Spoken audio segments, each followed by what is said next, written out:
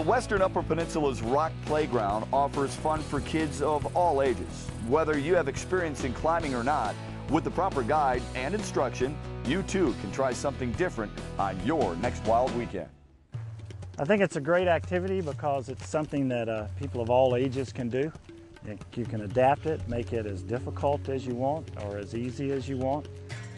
Just create an ability to enjoy fun body movements as you move over the rock, upward, sometimes side to side, doing traverses. And because it's an activity that just about anyone can participate in, it's become a lifetime thing for me and my family. Is this a great way to get out and enjoy nature, do you think?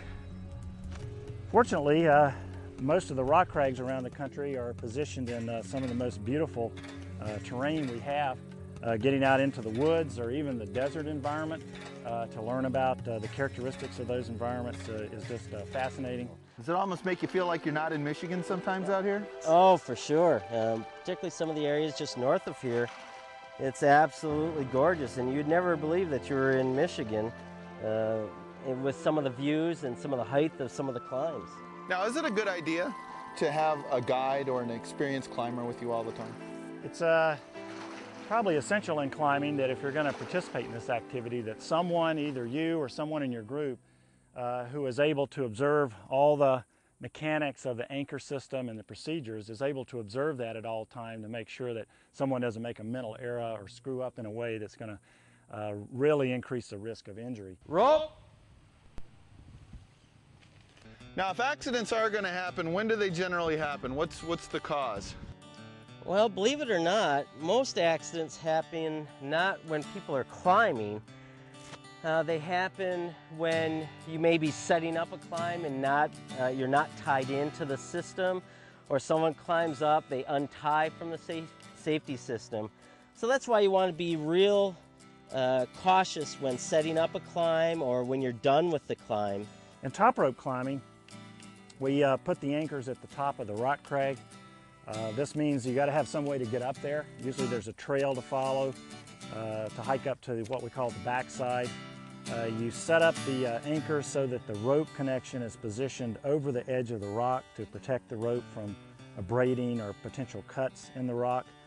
And then when the climber climbs, he or she always has the rope above the point of climbing. So any falls would be very short, pretty non-consequential, provided all aspects of the system work. It's the safest style of climbing that we have.